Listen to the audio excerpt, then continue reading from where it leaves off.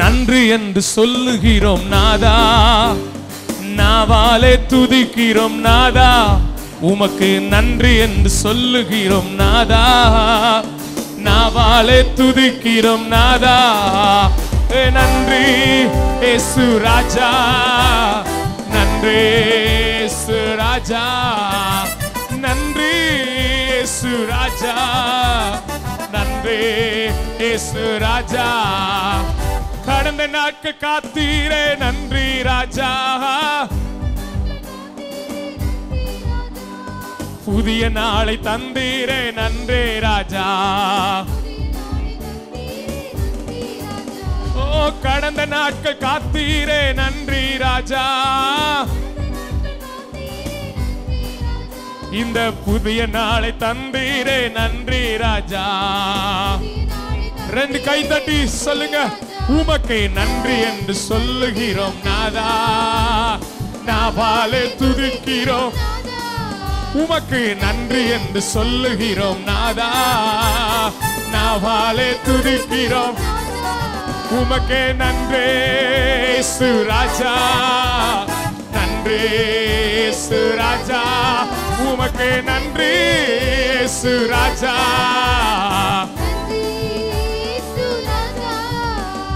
அடைக்கலமே கேடயமே நன்றி ராஜா, சொல்லுங்க அன்பே என் ஆறுதலே நன்றி ராஜா,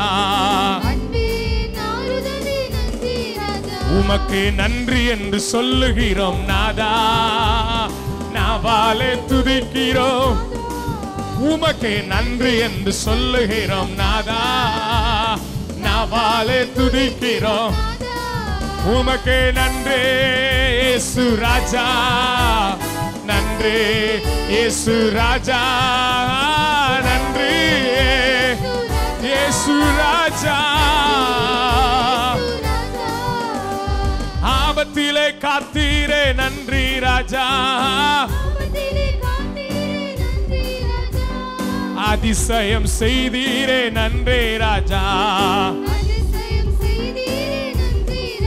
உமக்கு நன்றி என்று சொல்லுகிறோம் நாதா, நாவாலே கை தட்டி உமக்கு நன்றி என்று சொல்லுகிறோம் நாதா, நாவாலே துதிக்கிறோம், உமக்கு நன்றி இயேசு ராஜா, உமக்கு நன்றி இயேசு ராஜா.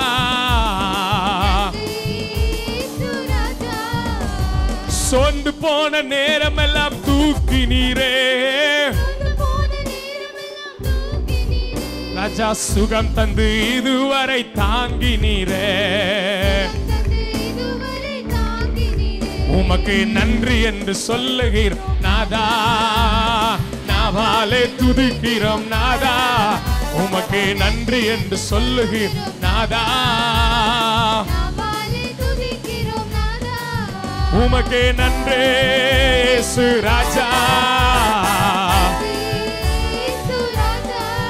உமக்கு நன்றி இயேசு ராஜா.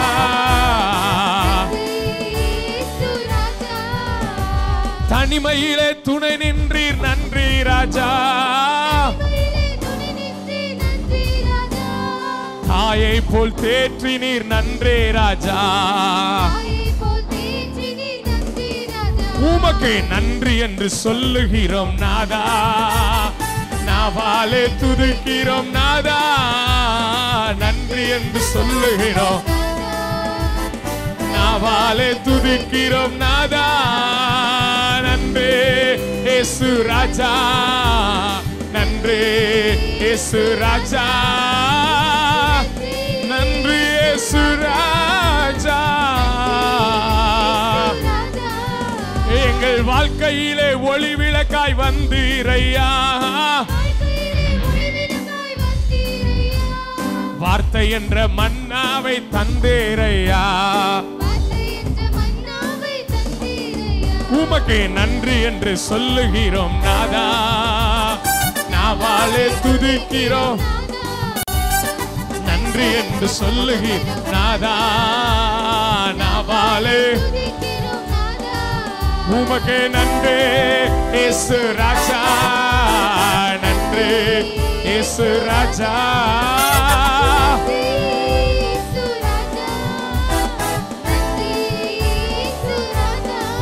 ஓ புது வாழ்வு தந்தீரே நன்றி ராஜா, சொல்லுங்க புது பலன் தந்தீரே நன்றி ராஜா. உமக்கே நன்றி என்று சொல்லுகிறோம் நாதா, உம்மை நாவாலே துதிக்கிறோம். உமக்கே நன்றி என்று சொல்லுகிறோம் நாதா, உம்மை நாவாலே துதிக்கிறோம் நாதா. நன்றி இயேசு ராஜா, ஏ நன்றி இயேசு ராஜா.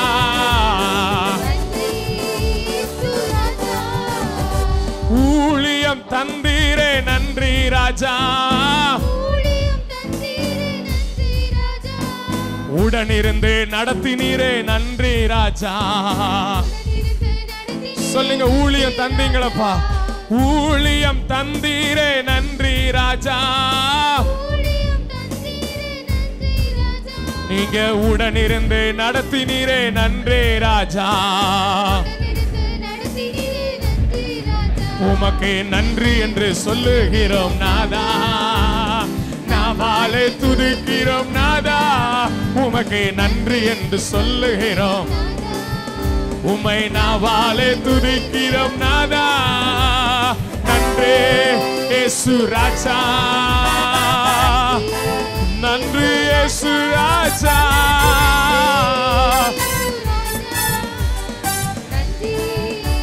சொல்லுங்க ஊழியம் தந்தீரே, ஊழியம் தந்தீரே நன்றி ராஜா. நீங்க உடனிருந்து நடத்தினீங்களே, உடனிருந்து நடத்தினீரே நன்றி ராஜா. சொல்லுங்க மறுபடியும் ஒருமுறை, ஊழியம் தந்தீரே நன்றி ராஜா. உடனிருந்து நடத்தினீரே நன்றி ராஜா. உமக்கே நன்றி என்று சொல்லுகிறோம் நாதா, நாவாலே துதிக்கிறோம் நாதா. உமக்கே நன்றி என்று சொல்லுகிறோம் நாதா, நாவாலே. நன்றி இயேசு ராஜா, நன்றி இயேசு ராஜா. நன்றி நன்றி ராஜா, உமக்கே நன்றி இயேசு ராஜா. நன்றி இயேசு ராஜா, உமக்கு நன்றி இயேசு ராஜா. நன்றி இயேசு ராஜா. கை தட்டி ஆண்டவருக்கு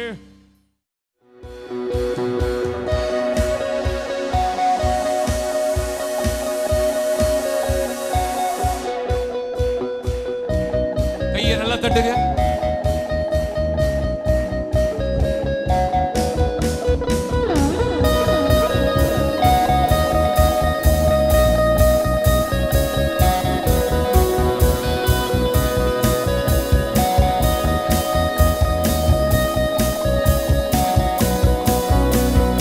எழுந்து கட்டுவோ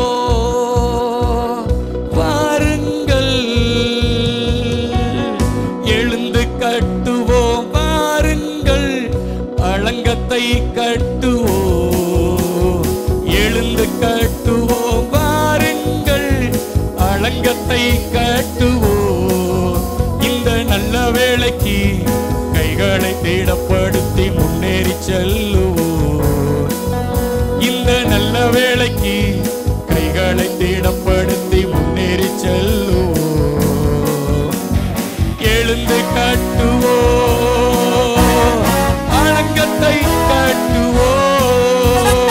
எழுந்து கட்டுவோ, முன்னேறி செல்லுவோ. எழுந்து கட்டுவோ, அலங்கத்தை கட்டுவோ. எழுந்து கட்டுவோ,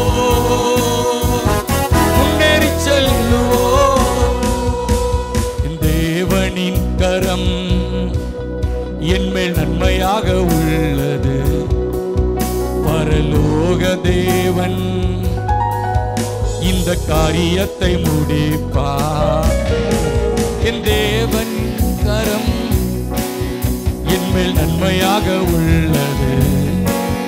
பரலோகத்தின் தேவன் இந்த காரியத்தை முடிப்பார்.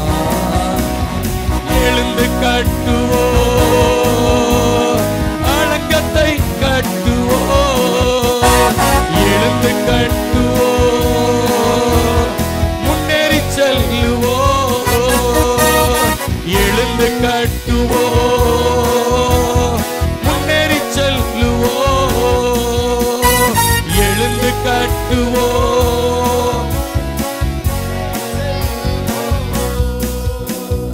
தேசம் முழுவதும் சபைகள் உருவாகட்டும். தேவன் ஒருவர் என்று இந்த ஜனங்கள் அறியட்டும். என் தேசம் முழுவதும்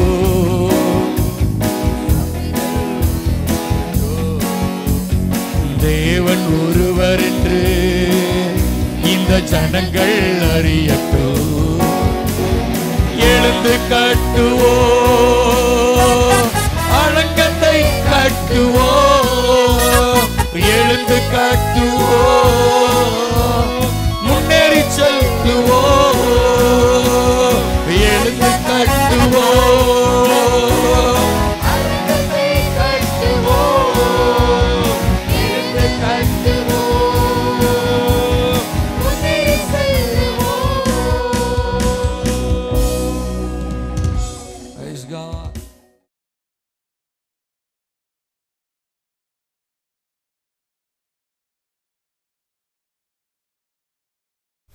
ஆண்டவருடைய பரிசுத்தமுள்ள நாமம் மகிமைப்படுவதாக. இந்த நாள் ஒரு சந்தோஷமான ஒரு நாள். கர்த்தர் செய்த நன்மைகளை நினைத்து அவரை மகிமைப்படுத்துகிற ஒரு நாள். சபைக்கு இக்காலத்தில் ஆண்டவர் கொடுத்திருக்கிற ஒரு பெரிய ஒரு வெளிப்பாடு, எழுந்து கட்டுவோம். ரொம்ப நல்ல வார்த்தை. எழுந்து கட்டுவோம். எழுந்து கட்டுவேன் அப்படி அல்ல, எழுந்து கட்டுவோம். இந்த 8வது வருடத்துக்குள்ளே நீங்கள் பிரவேசிக்க போகிறீங்க. உங்களுக்காக நான் ஒரு நல்ல தேவனுடைய வார்த்தையை கொண்டு வந்திருக்கிறேன்.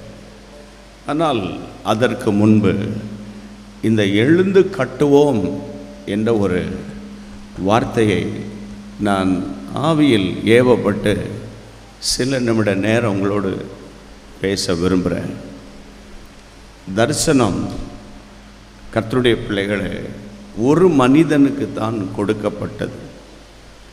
ஒரு மனிதன் நெகேமியா ஆண்டவருடைய பாதத்தில் அவன் உட்கார்ந்து அழுது சில நாட்களாக துக்கித்து பரலோக தேவனை நோக்கி அவன் மன்றாடி ஜெபம் பண்ணி கொண்டிருக்கிறான். வேதம் சொல்லுகிறது, நெகேமியா 1ஆம் அதிகாரம் ஆரம்ப வசனங்களிலிருந்து நீங்கள் பார்த்தீங்கன்னா, சிறையிருப்பில் மீந்திருக்கிறவர்கள் நிந்தையை, வேதனையை, துக்கத்தை அனுபவிக்கிறார்கள் என்று அவன் கேட்டபோது ஆண்டவர் பாதத்தில் அவன் உட்கார்ந்து அழுது சில நாட்களாக துக்கித்து பரலோக தேவனை நோக்கி அவன் ஜெபம் பண்ணுகிறான். அவன் ராஜாவுக்கு முன்பாக நிற்கும்போது அவனுடைய முகத்தில் ஒரு பாரம் இருக்கிறதை ராஜா பார்க்கிறார். ராஜா கேட்கிறார், உன் காரியம் என்னன்னு? அவன் சொன்னான், என் ஜனங்கள் சிறையிருப்பில் மீதியாக கொஞ்சம் பேர் இருக்கிறார்கள். அலங்கமெல்லாம் இடிக்கப்பட்டிருக்கிறது, நிலைக்கால்களெல்லாம் சுட்டரிக்கப்பட்டு கிடக்கிறது என்று அவன் சொன்னபோது ராஜாவின் இருதயம் அவனுக்கு நேராக திரும்பினது. கர்த்தருக்கு மகிமை உண்டாகட்டும். கையை வைத்து சொல்லுங்கள், அல்லேலூயா. எனக்கு அன்பு தேவனுடைய பிள்ளைகளே, இந்த அதிகாரம் முழுவதையும், நெகேமியா புத்தகம் முழுவதையும் நீங்கள் வாசித்தால் அந்த இடிந்து போன அலங்கம் 52 நாட்களுக்குள்ளாக கட்டப்பட்டது. கர்த்தருக்கு ஸ்தோத்திரம். எந்த ஒரு காரியத்தையும் ஆண்டவர் ஒரு தனி மனிதனுடைய இருதயத்தில் தான் முதலாவது வைப்பார். ஒரு தரிசனம் இருதயத்தில் வைக்கப்படும். அந்த தரிசனத்தையே நோக்கி ஜெபம் பண்ணி ஆண்டவர் சமூகத்தில் காத்திருக்கும்போது ஆண்டவர் வழிகளை திறப்பார், புது வாசல்களை திறப்பார். விசுவாசிக்கிறீங்களா? எத்தனை பேர் விசுவாசிக்கிறீங்க? எழுந்து கட்டுவோம் வாருங்கள் என்று சொன்னபோது அவனுடைய கைகளை மக்கள் திடப்படுத்தினார்கள். கர்த்தருக்கு மகிமை உண்டாகட்டும். 3 கூட்டங்களை அவன் பிரிக்கிறான். ஒன்று சுமை ஏற்றுகிற கூட்டம், 2வது கூட்டம் கட்டுகிற கூட்டம், 3வது சுமக்கிற கூட்டம். யார் யாருக்கு எந்தெந்த தாளந்துகள் இருக்கிறதோ அதை அவன் கண்டுபிடித்து அந்த 3 கூட்டமாக பிரித்தான். ஒரு கையிலே வேலை செய்தார்கள், மறு கையிலே ஆயுதங்களை பிடித்து கொண்டிருந்தார்கள் என்றெல்லாம் வேதத்தில் வாசிக்கிறோம்.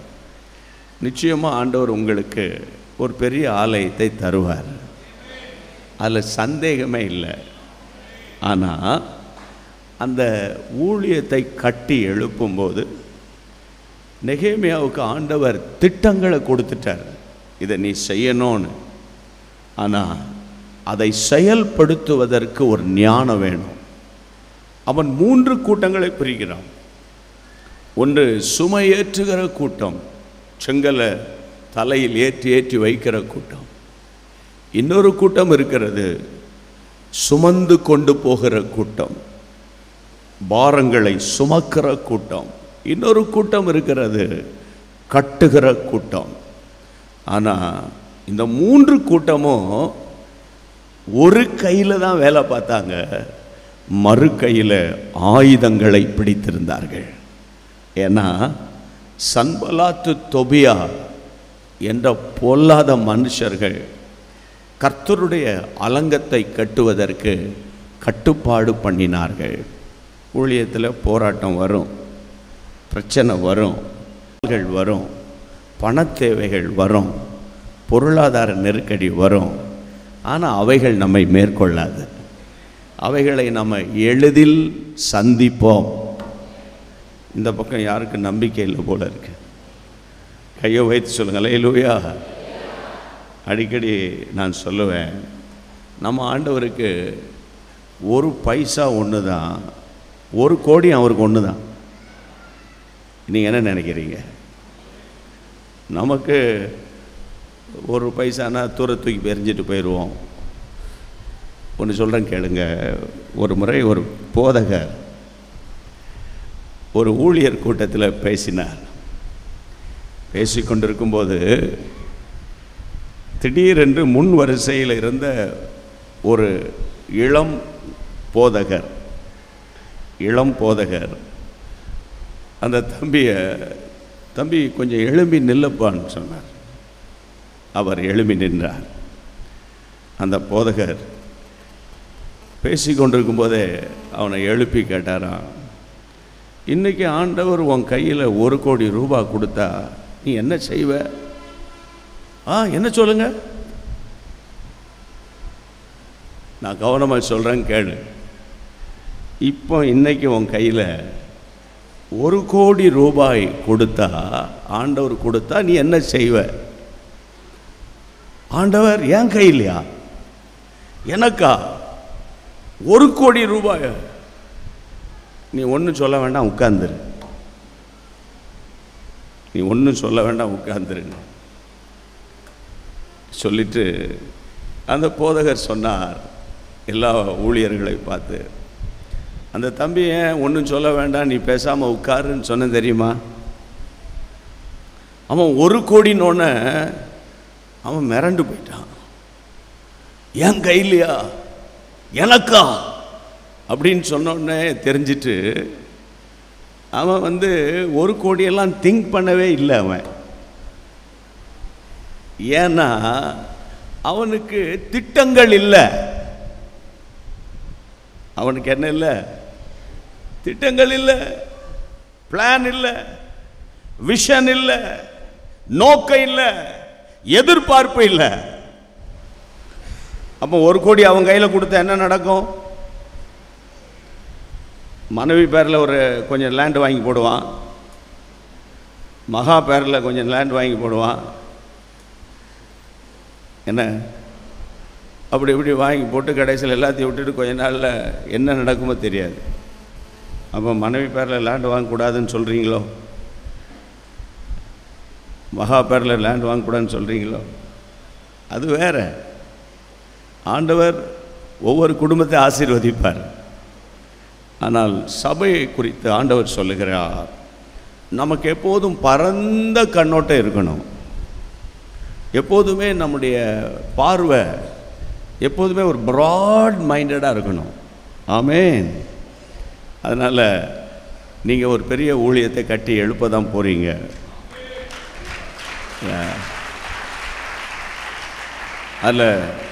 அதில் சந்தேகமே இல்லை. ஆனால் ஒன்று, அந்த பெரிய திட்டத்தில் நீங்கள் ஏதாகிலும் ஒன்றில் நீங்கள் பிரயோஜனமுள்ள ஆட்களாக இருப்பீங்க. அதை நீங்கள் கண்டுபிடிக்கணும். அதை கண்டுபிடிச்சு அந்த திட்டத்தில் இணைஞ்சு செயல்படும்போது சீக்கிரத்தில் ஆண்டவர் உங்கள் எல்லையை மாற்றிடுவார். சரியா? சிலருக்கு உங்களை பார்க்கும்போது எனக்கே விசுவாசம் போயிடும் போல இருக்குது. சில முகத்தை பார்த்தா நான் ஒன்று சொல்கிறேன், திரும்ப சொல்கிறேன், 1 பைசா ஆண்டவர் கொண்டு தான். அப்புறம் சொல்லுங்கள், நீங்களே சொல்லி சொல்லி பாருங்கள், அது பழகிடும். புரியுதா உங்களுக்கு? 1 கோடி ஆன்னு இருக்காதீங்க, 50 கோடினாலும் ஆண்டவர் தருவார். புரியுதுங்களா உங்களுக்கு? என்ன கேட்டால் அது கொஞ்ச நாள் கழித்து நீங்கள் சொல்லுவீங்க அது 10இல்லைன்னுவீங்க. இது சொல்கிற புரியுதா இல்லையா? புரியுதா இல்லையா? அதனால் ஏன்னா நம்ம பெரிய தேசத்தில் இருக்கிறோம், பெரிய தேவை மிகுந்த நாட்டில் இருக்கிறோம். இனி எழுப்புதலின் காலம். ஆயிரமான மக்கள் ஆண்டவரை தேடி வருவாங்க. அப்போ அவங்களுக்கு நல்ல எவ்வளோ காலம் நீங்கள் இப்படி கஷ்டத்தில் உட்கார்ந்துக்கிட்டு இருக்கணும்? அதனால் கர்த்தர் ஒரு பெரிய நோக்கம் வச்சிருக்கிறார். எழுந்து கட்டுவோம் வாருங்கள் என்ற சத்தம் உங்கள் காதில் கேட்டுக்கிட்டே இருக்கட்டும்.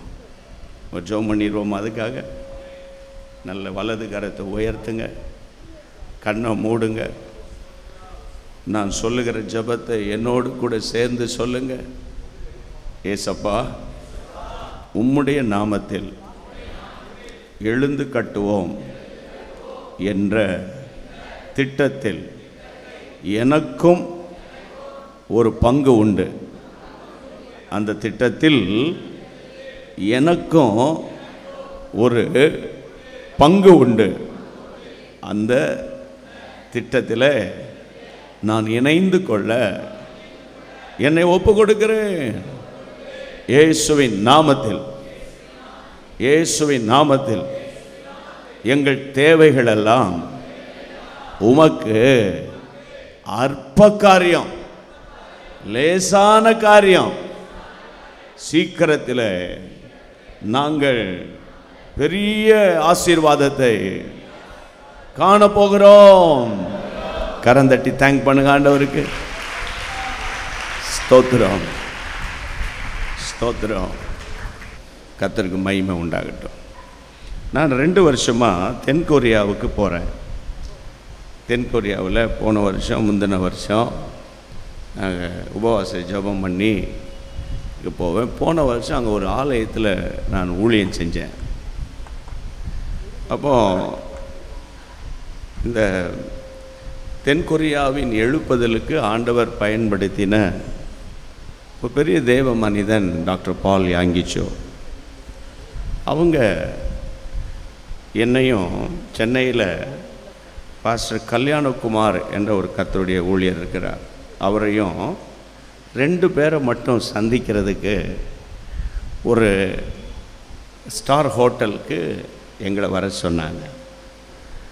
அப்போ அவருடைய பாடி கார்ட்ஸ், ஏன்னா தென்கொரியாவில் அவருக்கு பெரிய பாதுகாப்பு, ஏன்னா ரொம்ப முக்கியமான ஒரு ஆள். உலக அரங்கில் தென்கொரியாவை அறிமுகப்படுத்தின ஒரு பெரிய பெருமை பால் யாங்கிச்சோவுக்கு தான் உண்டு. அதனால் சாதாரணமாக வெளியே வர முடியாது, நிறைய பாதுகாப்பு. அவங்களுடைய ஆலோசகர்கள் என்கிட்ட சொன்னாங்க, அவருக்கு 80 வயசாகிட்டு, இப்போ ரொம்ப பேச மாட்டாங்க, நீங்கள் நிறைய கேள்வி எதுவும் கேட்டுறாதீங்க, அவங்க சொல்கிறத 2-3 வார்த்தை தான் பேசுவாங்க, அதை கேட்டுக்கிடுங்க. அவங்க சொல்லி எங்களை பயப்பட வச்சுட்டாங்க. நாங்கள் போய் அவர் எங்களுக்கு விருந்து கொடுத்தார். அவர் எங்கிட்ட பேசிக்கிட்டே இருக்கார். எங்களை ஏற்கனவே சொல்லி வச்சு தான் கூப்பிட்டு போயிருக்காங்க, பேசிடாதீங்க. அவர் சொல்கிறார், நீங்கள் என்ன ஒன்றும் பேச மாட்டேங்க. அதுக்கப்புறம் நாங்கள் பேச ஆரம்பித்தா அவங்க சொன்னாங்க, ஒரு 10 நிமிஷம் தான் அவங்க பேசுவாங்க, அதுக்கு மேலே பேச மாட்டாங்க. எங்களோட எங்கள் 2 பேரோட 1.5 மணி நேரம் பேசினார். 1.5 மணி நேரம் பேசினார். என்ன பேசினார் தெரியுமா? 1960ஆம் ஆண்டுகளில் உலகத்திலே மகா வறுமையில் இருந்த தேசம் தென்கொரியா. அந்த வறுமையான நேரத்தில் தான் கர்த்தர் என்னை ஊழியத்துக்கு அழைச்சார். என் மாமியாரும் 2 விசுவாசிகள் தான் என் சபைக்கு வருவாங்க. சாப்பாட்டுக்கே வழி இருக்காது எங்களுக்கு. அப்போ ஆண்டவர் எங்களை ஊழியத்துக்கு அழைச்ச போது எனக்கு ஒரு பெரிய ஆலயத்தை கட்டணுங்கிற தரிசனத்தை ஆண்டவர் தந்தார். அப்போ உண்மையிலே சாப்பிட்றதுக்கே வழி இல்லை. இதை எங்கள் சபையின் விசுவாசிகளிடத்தில் அந்த ஹோட்டல் அவர் ரொம்ப அருமையாக எங்களோட சொன்ன வார்த்தை என்னென்னா, ஒரு முறை ஆலயம் கட்டணும், கட்டடம் கட்டியும் கட்டாமல் நிற்கிது, நம்மகிட்ட பணம் இல்லை. ஒரு ஏழை பாட்டி ஒரு டிஃபன் பாக்ஸ் ஒரு சாப்பாடு போட்டு கொண்டு போகிற ஒரு டிஃபன் பாக்ஸில் கொஞ்சம் சோறையும் அந்த உணவை சாப்பிடுவதற்கான ஸ்டிக், அவங்க ஸ்டிக்கில் சாப்பிடுவாங்க, அதையும் கொண்டு வந்து கொடுத்துட்டு, பாஸ்டர் என்கிட்ட பணம் ஒன்றும் இல்லை, அதனால் இந்த சாப்பாடை நான் செஞ்சு கொண்டு வந்திருக்கேன், இதை நீங்கள் என்ன பண்ணுங்க, ஜெபம் பண்ணி நீங்கள் எடுத்துக்கிடுங்க, அல்லது யாருக்காவது கொடுங்க, கொஞ்சம் பணத்துக்கு இதை விற்றீங்கன்னா அந்த கொஞ்சம் பணத்தை நீங்கள் ஆலயத்தை கட்டுங்கன்னு சொன்னாங்க. அங்கே இருக்கிற விசுவாசிகளெல்லாம் பார்த்துட்டு, இந்த ஏழை பாட்டி சாப்பாட்டுக்கு வழி இல்லாதவங்கன்னு எல்லாருக்குமே தெரியும்.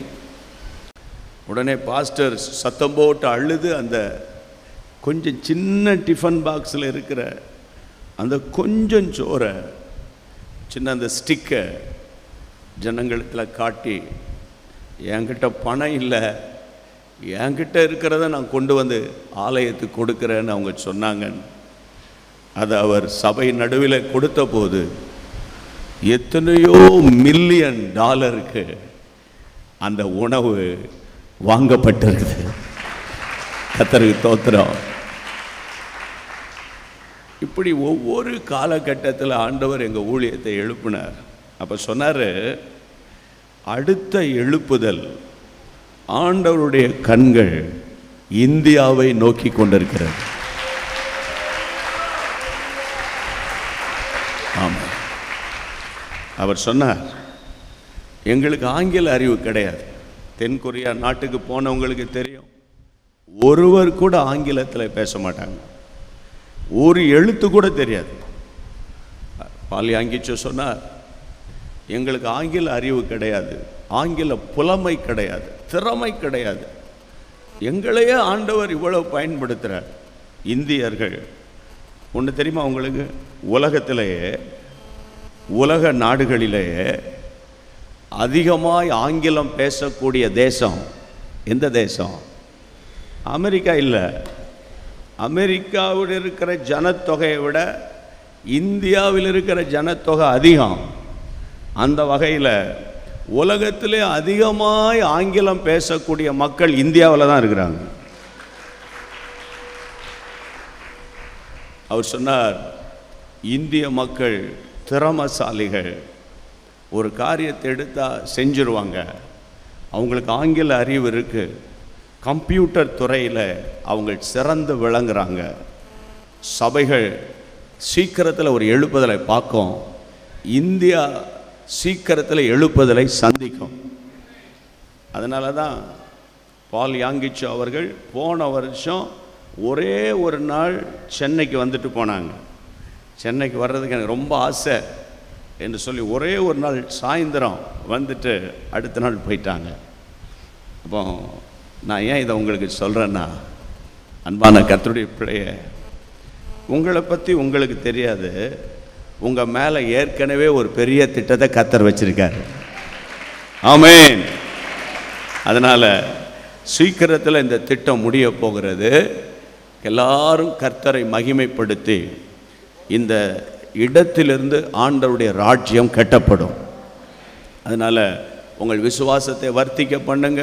விசுவாச பரீட்சை வரும், விசுவாச போராட்டம் வரும், சோர்வு வரும், பிரச்சனை வரும். ஆனாலும் ஆண்டவர் தன்னுடைய திட்டத்தை நிறைவேற்றி முடிச்சிருவார். கர்த்தருக்கு மகிமை உண்டாகட்டும். கையை வைத்து சொல்லுங்க, அல்லேலூயா. அமெரிக்காவில் டெக்சஸ் மாநிலத்தில் டேலஸ் என்ற ஒரு பட்டணம் இருக்கிறது.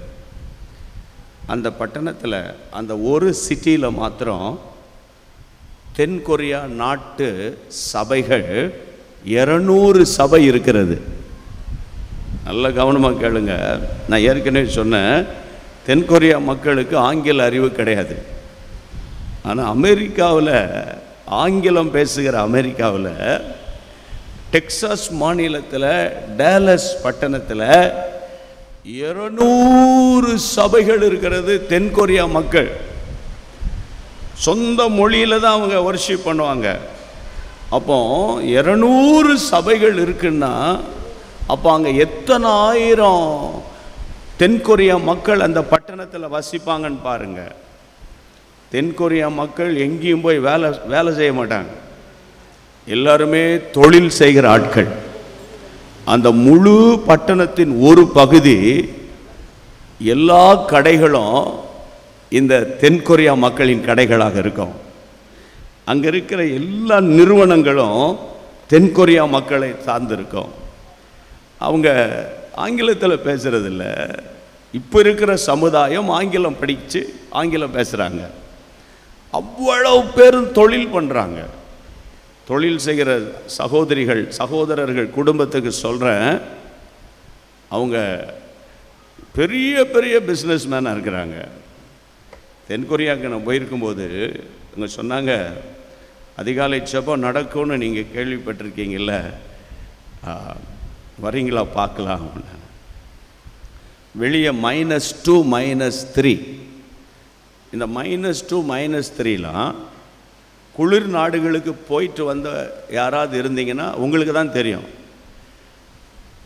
நம்ம எப்போதுமே 35க்கு மேலே இருந்தால் வாழ்ந்துட்டோம். பொதுவாக 30-35.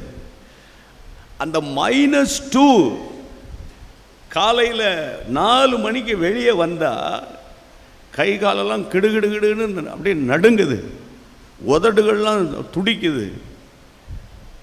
அங்கே எத்தனை பேர் வந்திருப்பாங்கன்னு அப்படி போய் பார்த்தா 5000 விசுவாசிகள் இருக்காங்க.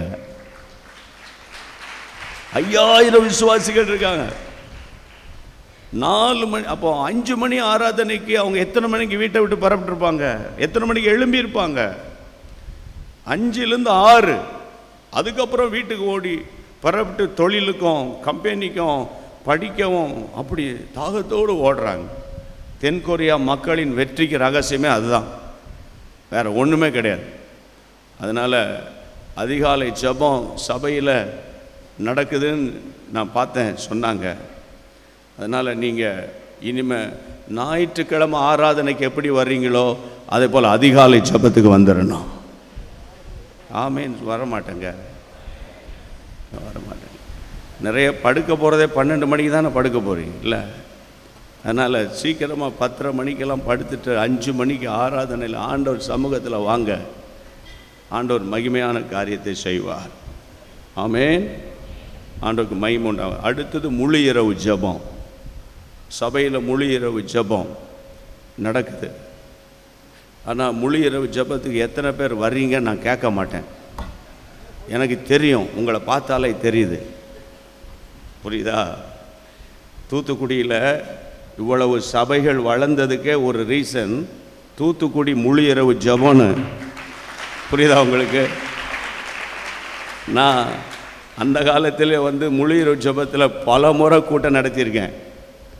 டாக்டர் ஜோ அவங்கெல்லாம் ரொம்ப வருஷமாக அந்த ஊழியத்தில் இருக்காங்க. இன்றைக்கும் என்ன ஒரு ஆச்சரியம்னா, அந்த நாட்களில் இருந்து பாட்டு படிச்சுட்டு இருக்க ஆட்களாம் இப்பவும் நின்று பாட்டு பாடுறாங்க. அப்படின்னா என்ன சொல்ல வரேன், நீங்கள் ஊழியம் செஞ்சால் எப்பவும் ஒரே போல தான் இருப்பீங்க. அப்படின்னா என்ன அர்த்தம்? வயசானாலும் நீங்கள் எப்பவும் திறமசாலிகளாக இருப்பீங்க, பலசாலிகளாக இருப்பீங்க. கையை வைத்து தலையிலேயே சொல்லுங்கள். என்னை கேட்டால் இருக்கிறதுலையே சிறப்பு ஜெபம் முழு இரவு ஜெபந்தான். இருக்கிற மினிஸ்ட்ரியில் உள்ளதிலேயே முக்கியமான ஜெபம் முழு இரவு ஜெபம். முழு இரவு ஜெபம். யாக்கோபு ராத்திரியெல்லாம் ஜெபம் பண்ணால் எல்லாரும் சொல்லுவோம் கர்த்தர் அவனை ஆசீர்வதிச்சார்னு. ஆனால் இன்றைக்கி நான் சொல்கிறேன், அவனுடைய சுவாபமே அந்த முழு இரவு ஜெபத்துக்கு பிறகு தான் மாறுச்சு. சுவாபம் மாறுச்சு. முழு இரவு ஜெபத்தில் சுவாபம் மாறுச்சு. உன் பேர் இனி யாக்கோபு இல்லைனப்பா இஸ்ரவேல் பேரை. சில பேர் பேர் மாற்றிருப்பான், சுவாபம் மாறாது. பேர் மாற்றிருப்பான், சுவாபம் மாறாது. ஆனால் அந்த அந்த அந்த ஆன்லைன் ப்ரேயர்னுடைய சிறப்பு அம்சம் சுவாபம் மாறும். சுவாபம் மாறும். ஆமென். கர்த்தருடைய பிள்ளைகளே, அதனால் ஆன்லைன் ப்ரேயருக்கு நீங்கள் டெடிகேட் பண்ணி எவ்வளவு வேலை இருந்தாலும் சரி நீங்கள் இருந்து நல்ல ஜெபம் பண்ணி பாருங்கள்.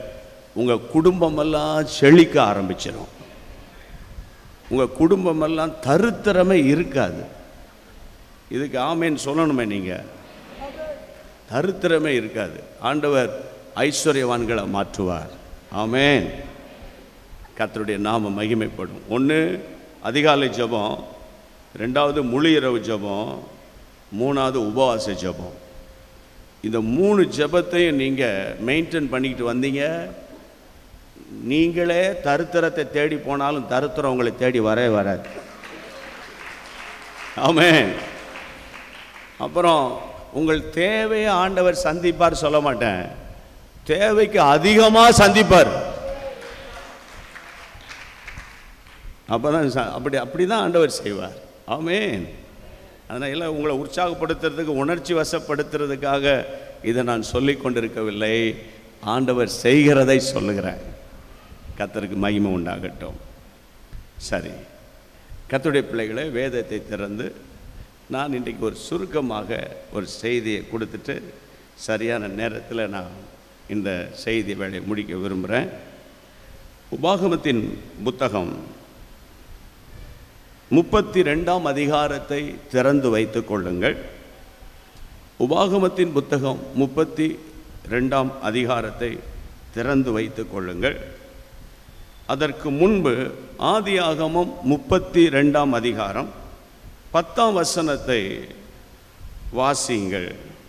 அடியேனுக்கு தேவரீர் காண்பித்த எல்லா தயவுக்கும் எல்லா சத்தியத்துக்கும் நான் எவ்வளவேனும் பாத்திரன் அல்ல. வாசிங்க. நான் கோலும் கையுமா இந்த யோர்தானை கடந்து போனேன், இப்பொழுது இவ்விரண்டு பரிவாரங்களையும் உடையவனானேன். ஆமென். 7 வருஷம் முடிந்து 8வது ஆண்டுக்குள்ளே இந்த ஊழியம் அடியெடுத்து வைத்திருக்கும் போது நம்ம எல்லாரும் நினைவு கூற வேண்டிய ஒரு நல்ல வசனம், யாக்கோபு தன் வாயை திறந்து ஆண்டவரை பார்த்து அவன் தன்னுடைய கடந்த கால வாழ்க்கை நினைத்து சொன்ன ஒரு அருமையான வசனம். அடியேனுக்கு தேவரீர் காண்பித்த எல்லா தயவுக்கும் சத்தியத்துக்கும் நான் எவ்வளவு வேணோ பாத்திரவான் அல்ல. இந்த யோர்தானை நான் பல ஆண்டுகளுக்கு முன்பு கடந்து போன போது ஒரு கோலும் கையுமாக இந்த யோர்தானை கடந்தேன். ஆனால் இப்பொழுது இந்த யோர்தானுக்கு நான் திரும்பி வரும்போது கடந்த கால அனுபவத்தை நான் நினைக்கிறேன், ஒரு தனி மனிதனாக நான் போனேன். ஆனால் இப்பொழுதோ இவ்விரண்டு பரிவாரங்களையும் உடையவனாய் கர்த்தரனை மாற்றினார். ஆண்டவருக்கு மகிமை உண்டாகட்டும். எப்போதுமே நான் ஆரம்பத்தில் சொன்ன கடந்த கால வாழ்க்கையை நம்ம நினைச்சோன்னா வரப்போகிற நாட்களில் எல்லா கனத்தையும் மகிமையும் ஆண்டவர் ஒருவருக்கு தான் நம்ம கொடுத்துக்கிட்டே வருவோம். யாக்கோபு தன் தகப்பன் வீட்டை விட்டு தன்னந்தனியாக போகும்போது அவன் ஒரு தனி மனிதனாக போனான். அப்போது அவன் திரும்பி வரும்போது பல ஆண்டுகளுக்கு பின்னால் நடந்ததை அவன் மனசில் வச்சிருக்கான். இன்றைக்கு இந்த சபை 7 வருஷத்தை முடித்தது நமக்கு சந்தோஷம் என்றாலும் இதை துவங்கின கர்த்தருடைய தாசன், அந்த துவக்க நாளில் இருந்த விசுவாசிகளுக்கும் இது எப்படி துவங்கப்பட்டது, எந்த இடத்தில் துவங்கப்பட்டது, அப்போது கையில் எவ்வளவு ரூபா இருந்துச்சு, அப்போது இருந்த விசுவாசத்தின் அளவு என்ன, அப்போது இருந்த ஜப வாழ்க்கை எப்படி இருந்தது என்றால் யாருக்கு தெரியும்? அவர்களுக்கு தான் தெரியும். இன்றைக்கு நான் கர்த்தருடைய நாமத்தினால யாக்கோபு திரும்பி வரும்போது அவன் சொல்லுகிறான், இவ்விரண்டு பரிவாரங்களையும் உடையவனா நான் மாறினேன் என்று சொல்லும்போது நான் அவனுடைய ஆரம்ப காலத்தை பார்க்கணும் அப்படின்னு யோசித்தேன். அவன் சொன்னானே, கோலும் கையுமாக இந்த வனாந்தர வாழ்க்கையில், வனாந்தரத்தில் இந்த யோர்தானை நான் கடந்து போனேன் என்று சொன்னானே, அவனுடைய ஆரம்பம் எப்படி இருந்தது என்றால் நான் சொன்னேன் அல்லவா, உபாகமம் 32:10 வாசிங்க. பாழான நிலத்திலும் ஊழையிடுதல் உள்ள வெறுமையான அவாந்தர வெளியிலும் அவர் அவனை கண்டுபிடித்தார், அவனை நடத்தினார், அவனை உணர்த்தினார், அவனை தமது கண்மணியை போல காத்தருளினார். ஆண்டவருக்கு மகிமை உண்டாவதாக. ஆவியானவர் தெளிவாக இந்த ஒரு வசனத்தில் கிட்டத்தட்ட யாக்கோபினுடைய துவக்கத்திலிருந்து அவனை ஆசீர்வதித்த வரைக்கும் இந்த ஒரு வசனத்தில் எழுதி வைத்திருக்கிறார். எப்போதுமே நீங்கள் சபைக்கு வரும்போது எந்த அளவுக்கு பாட்டு படிக்கிறீங்களோ அந்த அளவுக்கு நல்ல கர்த்தருடைய ஊழியர்கள் இங்கிருந்து ஜெபம் நடத்தும் போது அந்த ஜெபத்தில் நீங்கள் ஈடுபடணும். எந்த அளவுக்கு நீங்கள் நல்ல ஜெபம் பண்ணுறீங்களோ அந்த அளவுக்கு பைபிள் வாசிக்கணும். எந்த அளவுக்கு பைபிளை வாசிக்கிறீங்களோ அந்த அளவுக்கு அந்த பைபிள் வசனங்களை தியானம் பண்ணணும். அப்போ தான் நம்முடைய ஆவிக்குரிய வாழ்க்கை ஒரு சீராக ஆண்டுக்கு ஆண்டு அது விரிவடைஞ்சிக்கிட்டே போகும். கர்த்தருக்கு மகிமை உண்டாகட்டும். இந்த ஒரு வசனத்தை இன்றைக்கு உங்களுக்கு முன்பாக நிறுத்துகிறேன். வேதம் சொல்லுகிறது, பாழான நிலத்தில் ஊளை இடுதலும் உள்ள வெறுமையான அவாந்தர வெளியில் அவனை ஆண்டவர் கண்டுபிடித்தார். கர்த்தருக்கு ஸ்தோத்திரம். கையை வைத்து சொல்லுங்க, அல்லேலூயா. 7 வருஷத்துக்கு முன்னால இந்த ஊழியம் உலகத்துக்கு தெரியாது.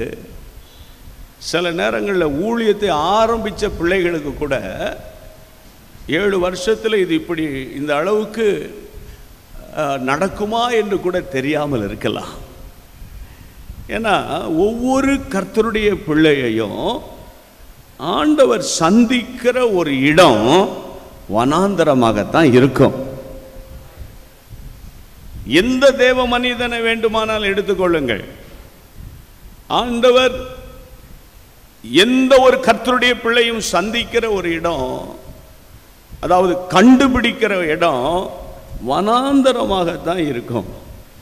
வனாந்தரமாகத்தான் இருக்கும். வனாந்தரம் அது எப்படி இருக்கும்னு நினைக்கிறீங்க? வனாந்தரம் அது ஒரு பாலைவனமாக இருக்கும். வனாந்தரம் எப்படி இருக்கும்? உஷ்ணமாக இருக்கும். இன்னும் சொல்லுங்களேன், நீங்கள் வனாந்தரம் எப்படி இருக்கும்? தண்ணி இருக்காது. இன்னும் சொல்லுங்க, வனாந்தரம் எப்படி இருக்கும்? சாப்பாடு இருக்காது. வனாந்தரம் எப்படி இருக்கும்? ஆள் நடமாட்டம் இருக்காது. வனாந்தரம் எப்படி இருக்கும்? செடி கொடிகள் இருக்காது. இதெல்லாம் நான் சொன்னாலும் இருக்கிறதுலே மிக கொடுமை ஒன்று வனாந்தரத்தில் இருக்கு. அது என்ன தெரியுமா? அது என்ன தெரியுமா? பைபிளில் ஒரு வசனம் இருக்கு, வனாந்தரத்தில் வழியையும் அவாந்தர வெளியில் ஆறு. அப்படின்னா என்ன? வனாந்தரத்தில் செடி இருந்தாலும் மரம் இருந்தாலும் இல்லைனாலும், சாப்பாடு இருந்தாலும் இல்லைனாலும், தண்ணி இருந்தாலும் இல்லைனாலும், வழின்னு ஒன்று இருந்தால் அந்த வனாந்தரத்தை கடந்து போயிடலாம். வனாந்தரத்தின் கொடுமையே வழி இருக்காது. வனாந்தரத்தின் கொடுமை என்னது? வழி இருக்காது. இந்த ஊழியம் அப்படித்தான் ஆரம்பிச்சிருப்பாங்க நான் விசுவாசிக்கிறேன். இந்த 7 ஆண்டு நிறைவு, 8வது ஆண்டு தொடக்கம், இந்த ஆராதனையில் உங்களை பார்த்து ஆவியானவர் சொல்றார். இன்னைக்கு இந்த ஆராதனையில் இருக்கிற உங்களை பார்த்து ஆண்டவர் சொல்ற வார்த்தை என்ன தெரியுமா? இந்த நாட்களில் ஏதோ ஒரு வனாந்தர மார்க்கமாக நீங்க போய் கொண்டிருக்கலாம். கர்த்தர் உங்களுக்கு ஒரு வழியை வச்சிருக்கார். ஒன்று சொல்றேன், உங்க எல்லாருக்கும் தெரியும், அதனால பைபிளை திருப்ப வேண்டாம். இந்த ஆபிரகாம் இருக்கான, ஆகார நீ உனக்கு எனக்கு சம்பந்தம் இல்லைன்னு அனுப்பி விட்டான்ல. அனுப்பும்போது அவருடைய பிள்ளை கையில் ஒரு துருத்தி, அந்த துருத்தியில் கொஞ்சம் தண்ணீர், இதை மட்டும்தான் அவன் கொடுத்து அனுப்புனான். பைபிளில் அவன் பயங்கரமான பணக்காரன் சொல்லுது பைபிள். அவன் பெரிய சீமான் அப்படின்னு பைபிள் சொல்லுது. இவன் விசுவாசிகள் தகப்பன் தான், அதெல்லாம் நான் ஒத்துக்கொள்கிறேன். இவன் அனுப்பி வச்சானே, அவளுக்கு வேற எதாவது கொடுத்தானா? ஒன்றையும் கொடுக்கல. அவன் கொடுத்த தண்ணீர் பெயர்ஷபா வனாந்தரத்துக்குள்ள போகும்போதே காலியாகி போயிட்டு. அப்போ வனாந்தரத்தில் ஆகார், நம்ம எல்லாருக்கும் தெரியும், கர்த்தரை நோக்கி கூப்பிட்டா, அது நமக்கு தெரியும். ஆனால் ஆண்டவர் அவளுக்கு தண்ணீரை கொடுத்தார், அது நமக்கு தெரியும். தண்ணீர் எங்கிருந்து கொடுத்தார்? ஆண்டவர் அவளுக்கு தண்ணீர் எப்படி கொடுத்தார்? உங்களுக்கு தெரியும் நான் நினைக்கிறேன், சொல்லுங்க. தண்ணீர் எப்படி கொடுத்தார்? ஆபிரகாம் தண்ணீர் எதில் கொடுத்தார்? துருத்தியில கொடுத்தார். ஆண்டவர் எப்படி கொடுத்தார்? ஒரு துறவையே கொடுத்தார். துறவுனா கிணறு. நல்லா புரிஞ்சுக்கிடுங்க. மனுஷன் கொடுத்தது தண்ணீர் எதுல? ஒரு துருத்தினா பாத்திரம். கையை இப்படி காட்டுங்க, இப்படி காட்டுங்க பார்ப்போம். மனுஷன் கொடுத்தது பாத்திரத்தில், கர்த்தர் கொடுத்தது கிணறு, துறவு அல்லது கிணறு. இப்போ நல்லா கவனிக்கணும். நான் உங்களை பார்த்து கேட்க போகிறேன், உங்களுக்கு பாத்திரம் வேணுமா துறவு வேணுமா? துறவு வேணும்னு சொல்கிறோம், கையை வைத்து காட்டுங்க. சரி, தேங்க்ஸ். பாத்திரம் இருந்தால் போதுங்கிறவன் கையை வைத்து காட்டுங்க. சரி, துறவு வேணுன்றவங்க இன்னொரு முறை கையை வைத்து காட்டுங்க. துறவு தான் எனக்கு வேணும். ஆனால் ஒரு கூட்ட ஆட்களை நான் பார்க்குறேன், ரெண்டுக்குமே கையை உயர்த்தாமல் இருக்கிய. அப்போ நீ எந்த கூட்டம்? எல்லா சபையிலுமே ஒரு குரூப் இருக்கும். நான் பாஸ்டர் இல்லை, நான் ஒரு இவாஞ்சலிஸ்ட்டு. ஆனால் என்ற அனுபவத்திலேருந்து நான் சொல்லுவேன், எல்லா சபைகளிலும் ஒரு கூட்டம் இருக்கும். அது என்னன்னா, அவங்க திடீர்னு வருவாங்க, போயிடுவாங்க. அவங்களுக்கும் இங்கேயும் சம்பந்தம் இருக்காது. ஒரு பார்வையாளர்கள் போல வருவாங்க, விசிட்டர்ஸ் அப்படின்னு ஆங்கிலத்தில் சொல்லுவாங்க. இல்லை, நல்ல கவனிங்க. இன்னைக்கு சிலர் பார்வையாளர்களாக வந்திருக்கிறீங்கல்ல, உங்களுக்கும் ஆண்டவர் பேசுகிறார். மறுபடியும் கேட்குறேன், துறவு வேணுமா பாத்திரம் வேணுமா? துறவு தானே வேணும். இல்லை, துறவு வேணும்னா எங்கே வரணும்? ஐயோயோ ஐயோயோ, ஆண்டவர்கிட்ட வரணுமா? யாரோ சொல்கிற மாதிரி இருக்கு. துறவு வேணும்னா வனாந்தரத்துக்கு வரணும். நல்ல கவனிங்க. கடனை அடைப்பதற்கு வழி உண்டு. ஆமென் சொல்லுங்க. ஹல்லேலூயா. முதல் வழி என்ன தெரியுமா? இனியும் கடன் வாங்கக்கூடாது. அதான் முதல் தீர்மானம், இனியும் கடன் வாங்கக்கூடாது. ரெண்டாவது தீர்மானம் என்ன தெரியுமா? சமீபத்தில் ஒருத்தர் கடன் பிரச்சனை தாங்காமல் கஷ்டத்தில் அந்த ஊரை விட்டு இன்னொரு ஊரில் போய் இருக்காரு. அந்த ஊருக்கு நான் போகும்போது அவர் என்னை சந்திக்கிறாரு. அப்போ அவர் சொல்கிற கடன்லாம் ரொம்ப கஷ்டத்தில், கேட்கவே பயமாக இருக்கு. அப்போ நான் கேட்டேன், இந்த கடனெல்லாம் நான் ஜெபம் பண்ணுறோம், நிச்சயம் ஆண்டவனுக்கு உதவி செய்வார். ஆனால் என்னை பொறுத்தவரையில் எதுவும் கவலைப்படாத, ஜெபம் பண்ணுறேன் அப்படின்னு நான் சொல்கிற ஆள் இல்லை. உனக்கு முதல்ல ஒரு ஆலோசனை கொடுக்கணும். கடனை அடைக்க வழி இருக்கா? ஏதாவது வழி இருக்கா? அது இருக்குது. அங்கே ஒரு 8 கோடிக்கு ரூபாய்க்கு 8 கோடிக்கு ஒரு வீடு இருக்குது. சென்னையில் அது பல கோடிக்கு லேண்ட் இருக்குது. அப்புறம் என்ன இந்த ஊரில் வந்து இருக்க? முதல்ல அந்த நிலத்தை விற்று கடன் அட. ஆண்டவர் வானத்திலிருந்து பணத்தை கொண்டு வந்து போட மாட்டார். புரியுதா உங்களுக்கு? எந்த வழியுமே இல்லை, அறியாமலே செஞ்சிட்டேன், அவசரப்பட்டு செஞ்சிட்டேன். ஒரே ஒரு வழி, அவருடைய பாதத்தில் விழுந்துடுறதான் வழி. ஆமென். அதனால் இன்னைக்கு கிறிஸ்தவ குடும்பங்களில், தொழில் செய்கிற குடும்பங்களில் இந்த கடன் ரொம்ப ஒரு டார்ச்சராக இருக்குது. அதனால் பிள்ளைகள் ரொம்ப பாதிக்கப்படுறாங்க. ஒரு 10th ஸ்டாண்டர்ட் படிக்கிற ஒரு மகா சொல்கிறா, எனக்கு கொஞ்ச நாளாக அந்த என் இருதயத்தை ரொம்ப பாதிக்குது. எங்கள் அப்பா கடனை வாங்கி இந்த காரியத்தை செய்கிறதுனால கடன்காரங்கள்லாம் எங்களை கேவலமாக பேசுகிறாங்க அப்படின்னு அவள் சொல்லி அழுகிறா. ஜெபம் பண்ணுறாங்க. எவ்வளோ நேரம் தான் அங்கிள் ஜெபம் பண்ணுறது? என்ன சொல்லி அங்கிள் ஜெபம் பண்ணுறது? இதை செய்யாதீங்க அதை செய்யாதீங்கன்னா கேட்க மாட்டாங்க அங்கே அப்படின்னு அவ சொன்னா. அப்போ இந்த முக்கியமான நாளில் ஆண்டவருடைய நாமத்தினால ஆவியில் ஏவப்பட்டு பேசுகிறேன், ஆண்டவருடைய பாதத்தில் விழுந்துடணும். ஆமென். இனியும் போய் ஒரு கடன் வாங்கி அதை இதை செய்யணும்னு நினைக்கக்கூடாது. ஆண்டவர் சொல்லுகிற வரைக்கும் காத்து கிடக்கணும், அவர் பாதத்தில் கிடக்கணும். அவர் பாதத்தில் இருக்கணும். என் அன்பு தேவனுடைய பிள்ளைகளே, வனாந்தரம் உங்கள் வாழ்க்கையில் வந்துட்டுன்னா, இன்னொன்று உங்களுக்கு சொல்லி முடிக்கிறேன். வனாந்தரத்தை பற்றி ஆகாரை பார்த்து ஆண்டவர் நோக்கி சத்தம் போட்டு அழும்போது, ஆண்டவர் ஆகாரை பார்த்து கொஞ்சம் அட்ஜஸ்ட் பண்ணிக்கோ, வனாந்தரம்னா இப்படி தான் இருக்கும், கொஞ்சம் தூரம் நீ நடந்து வந்துரு, அங்கே ஒரு கிணறு இருக்கும், அப்படியே சொன்னார். அப்படியே சொன்னார். வேதம் சொல்லுகிறது, கர்த்தர் அவள் கண்ணை திறந்த போது அவள் நீரூற்றை கண்டார்.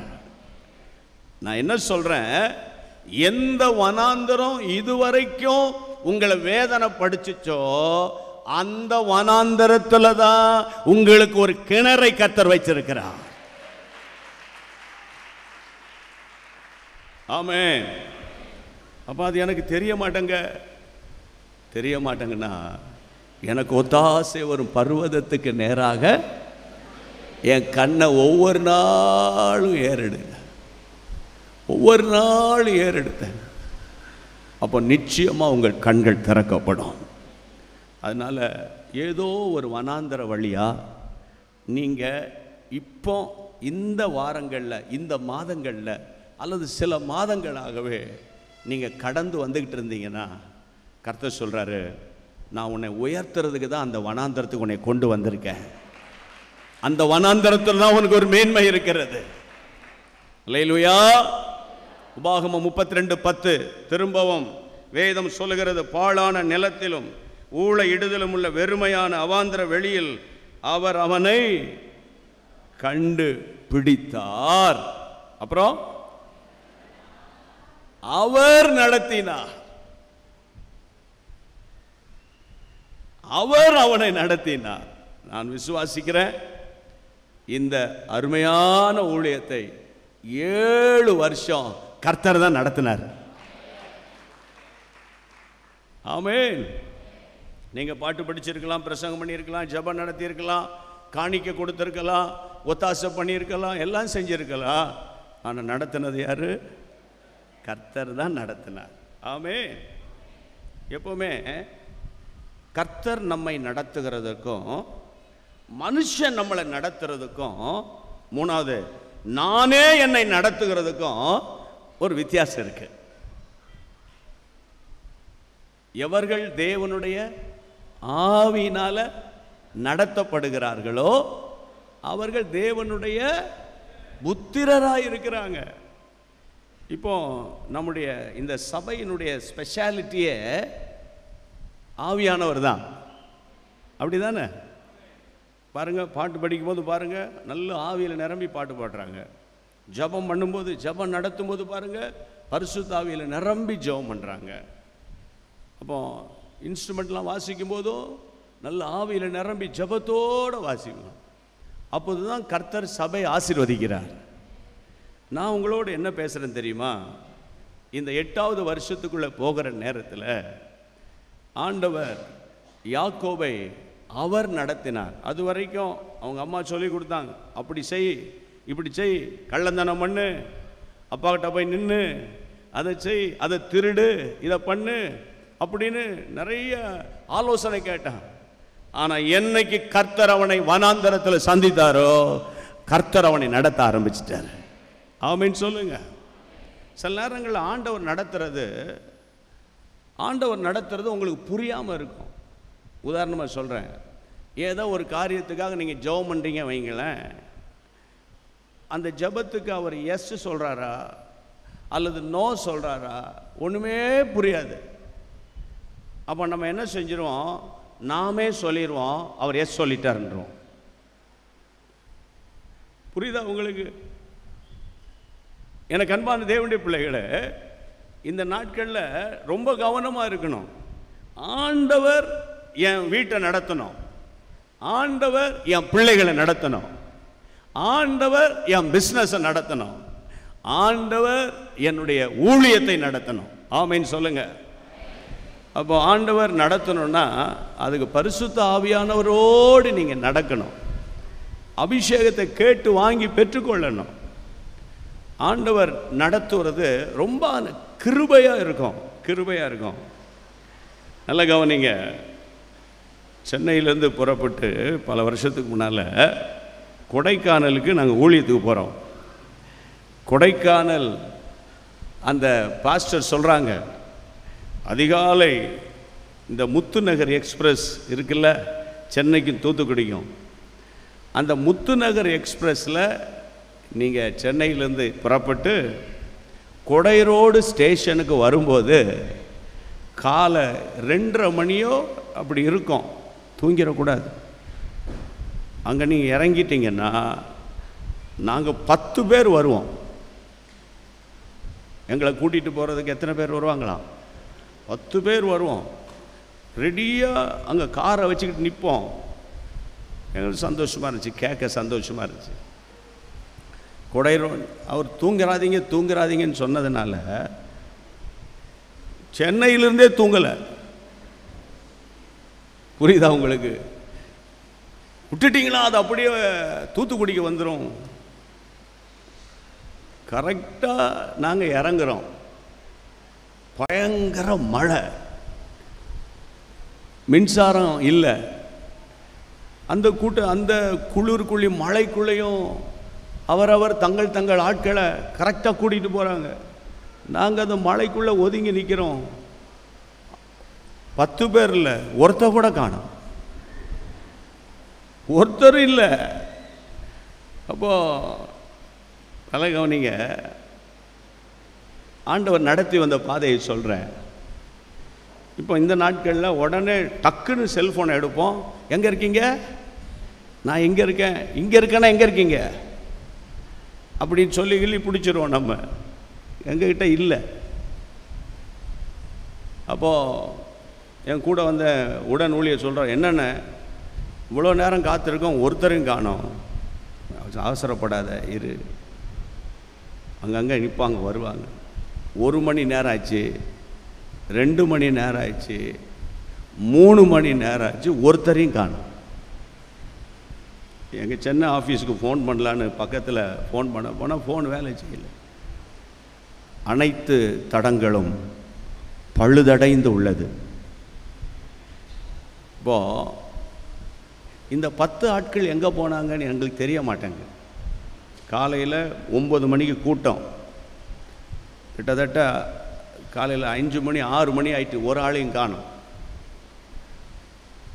அப்போது அந்த நேரத்தில் அந்த கொடை ரோடு ஸ்டேஷனுக்கு வெளியே உங்களுக்கு தெரியும், ராத்திரி பகலும் நிறைய கடைகள் திறந்துருக்கும். இந்த பழக்கடைகள்லாம் வச்சுருப்பாங்க.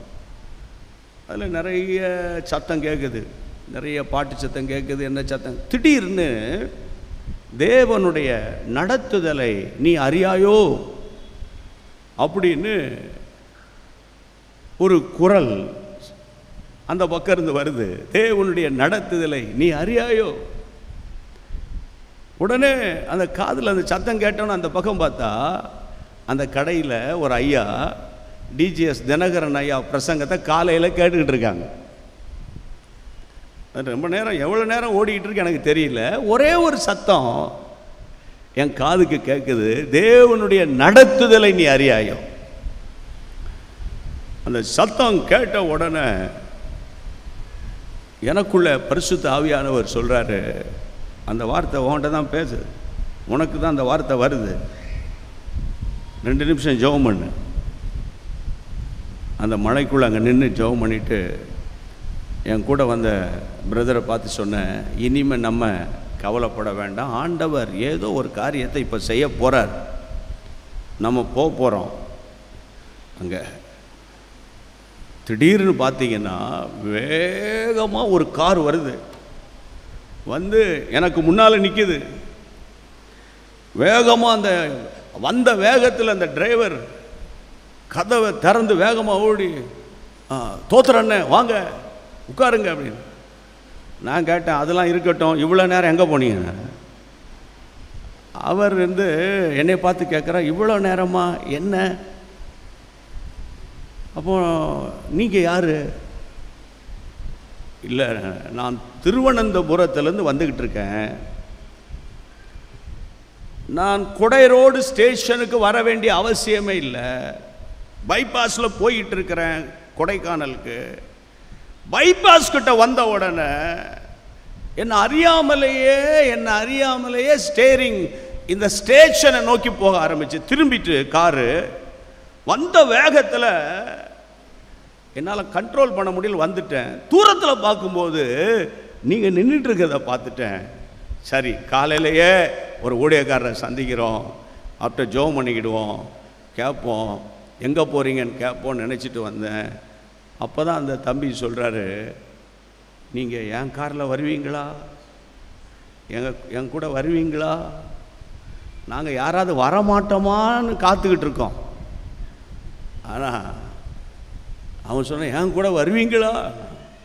நீங்கள் எங்கே போகிற தம்பி? கொடைக்கானல். நீங்கள் எங்கே போகணுன்னு சொல்லுங்கள், உங்களை விட்டுட்டு அப்புறம் நாங்கள் போகிறோம்.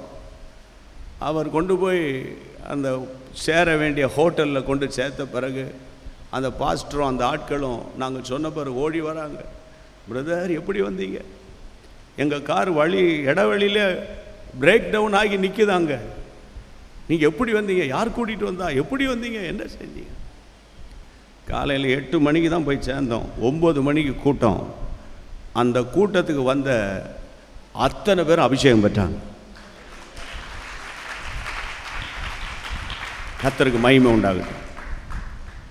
சில நேரங்களில் ஆண்டவர் அமைதியாக இருப்பார். அப்போ நம்ம என்ன செய்யணும்? அமைதியாக இருக்கணும். அமைதியாக இருக்கணும். சில நேரங்களிலே ஆண்டவர் நம்மோடு பேசாதது போல தெரியும். அப்போ நீங்கள் நினச்சிடக்கூடாது, என்கிட்டலாம் ஆண்டவர் பேச மாட்டார், அந்த பெரிய ஊழியக்காரங்கிட்ட தான் பேசுவார். பைபிளில் இருக்கா? பெரிய ஊழியக்காரன்கிட்ட தான் பேசுவேன், விசுவாசிக்கிட்டலாம் பேச மாட்டேன்னு பைபிளில் இருக்கா? இருக்கா இல்லையா சொல்லுங்கள், அப்புறம் தான் பேசுவேன். இன்னொரு முறை சொல்லுங்க, என்ன இல்லை? என்ன இல்லை? அப்போ இன்னைக்கு ஆண்டவருடைய நாமத்தில் சொல்கிறேன், நல்ல கவனிங்க. எலியா குகைக்குள்ளே இருக்கும்போது வெளியே வாங்குறார் ஆண்டவர். பெரும் காற்று சத்தம் அதில் இல்லை, பேர் இரைச்சல் இடி முழக்கம் அதுலேயும் சத்தம் இல்லை. அதுக்கு பிறகு ஒரு சத்தம் கேட்குது, மெல்லிய சத்தம். ஆமென். நம்ம நினைக்கிறோம் பயங்கரமான பாட்டு பாடும்போது ட்ரம் அடிக்கும் போது ஆண்டவர் வரப்போறார் இந்தா வந்துட்டார் நம்ம நினைப்போம். அப்போலாம் வர்றதில்லை. பேசாமல் அமைதியாக உட்கார்ந்து இருக்கும்போது சில நேரத்தில் ஆண்டவருடைய சத்தம் கேட்கும். ஆமென். அல்லேலூயா, அல்லேலூயா. இன்னைக்கு காலையில் இங்கே வர்றதுக்கு முன்னால் கொஞ்ச நேரம் பாஸ்டர் மோகன் அவங்க சென்னையில் பேசிக்கிட்டு இருக்காங்க. அந்த செய்தியை கேட்டேன். அவங்க சொல்கிறாங்க, அதாவது ஒயர்லெஸ் இன்ஃபர்மேஷன் அந்த வேலைக்கு ஆள் எடுக்கிறோம் சொன்னோன்னா இன்டர்வியூக்கு போயிருக்காங்க ஒரு கூட்டம்.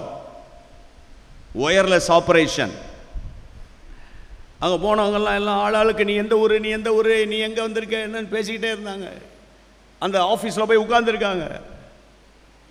ஒருத்த மாத்திரம் மூலையில் போய் அமைதியாக உட்கார்ந்துருக்கான். எல்லாரும் அவனை பார்க்குறாங்க, இவன் யார், இவன் பேசாமல் உட்கார்ந்துருக்கானே, இவனும் இந்த வேலைக்கு வந்திருக்கானா? அவங்ககிட்ட போய் ஒருத்தன் கேட்குறான், நாங்கள் எல்லோரும் பேசிகிட்டு இருக்கும்போது நீ அமைதியாக இருக்கிய, நீ எந்த ஊரில் வந்திருக்க, நீயும் இந்த வேலைக்கு வந்திருக்கியா? அதுக்கு அவன் பேச மாட்டாங்க. அவன் பேசாமல் அமைதியாக உட்காந்துட்டு இருக்கான். மற்ற எல்லாரும் நீ எந்த ஊர், நான் எங்கே வந்திருக்கேன், நீங்கள் இந்த வேலையில் இந்த வேலை உங்களுக்கு கிடைக்கும்னு நினைக்கிறீங்களா, இப்படிலாம் பேசிகிட்டு இருக்கும்போது திடீர்னு உட்கார்ந்துருந்தவன் எழும்பி வேகமாக உள்ளே ஓடி போய் ஒரு கதவை திறந்துட்டு உள்ளே போனான். ஒரு 5-10 நிமிஷம் கழிச்சு அப்பாயின்மெண்ட் ஆர்டரோட வெளியே வரான். அப்பதான் இந்த எல்லாரும் கேட்குறாங்க, உனக்கு வேலை கிடைச்சிட்டா? கிடைச்சிட்டு? அப்படியா? உனக்கா? பேசாம இருந்திய, மூலையில் இருந்திய, இவனுக்கு என்ன தெரியும், இவனும் வந்துட்டான் நாங்கள் நினைச்சோமே, உனக்கு எப்படி கிடைச்சது? அப்பதான் சொன்னா, வந்திருக்கிற வேலை ஒயர்லெஸ் இன்ஃபர்மேஷன். எப்போ தகவல் வரும் நமக்கு தெரியாது. கவனமாக அமைதியாக இருக்கணும். எல்லாரும் பேசிகிட்டு இருக்கும்போது அங்கே ஒரு cut cut cut cut cut அப்படின்னு ஒரு சத்தம் வந்திருக்கு. அதனுடைய அந்த கோட் வேர்டு நீ உள்ள வா. அதான் அந்த கோட் வேர்ட். இவன் அதை கவனமா கேட்டு டக்குன்னு உள்ள போயிட்டான், அவனுக்கு வேலை கிடைச்சிட்டு. நம்ம நினைப்போம், ஓ ட்ரம் அடிக்கும் போது ஆண்டவர் பேசுவார், லைட் அடிக்கும் போது ஆண்டவர் பேசுவார், அல்லது கடைசி நேரத்தில் ஆண்டவர் பேசுவார். சிலர் பாருங்க பிரசங்க நேரத்தில் நல்லா தூங்கிடுவாங்க. தூங்கிட்டு கடைசி நேரத்தில் வந்து இங்கே நிற்பாங்க, தலையில் கை வைங்க தலையில் கை வைங்கன்னு. அவன் நினைப்பான் அப்பதான் ஆண்டவர் பேசுவார்னு. ஆண்டவர் 9 மணிக்கே பேசியிருப்பாரு. Do you understand my point? ஆண்டவர் 9 மணிக்கே பேசியிருப்பார். அதனால தான் ஆராதனைக்கு 9 மணிக்கு வரணும்னு சொல்றது. அல்லேலூயா. எனக்கு அன்பான கர்த்தருடைய பிள்ளையே, ஆண்டவர் மெல்லிய சத்தத்தில் அமைதியா இருக்கும்போது பேசுவார். நம்ம என்ன நினைப்போம், ஆவில இருந்து அந்நிய பாஷை பேசி தடா புடா எல்லாம் பண்ணிட்டு ஓஞ்சு போய் உட்கார்ந்துருவோம். முடிஞ்சிச்சு. ஆண்டவர் ஒன்றும் பேசல. பேசி பேசி பார்த்தேன். ஆண்டவர் சொல்வார், உன் சத்தமே பெருசா இருக்க, என் சத்தத்தை நீ எங்க கேட்க போற? சில பேர் ஒரு நாளைக்கு 4-5 முறை ஃபோனை சார்ஜ் பண்ணுவான், பார்த்துருக்கீங்களா?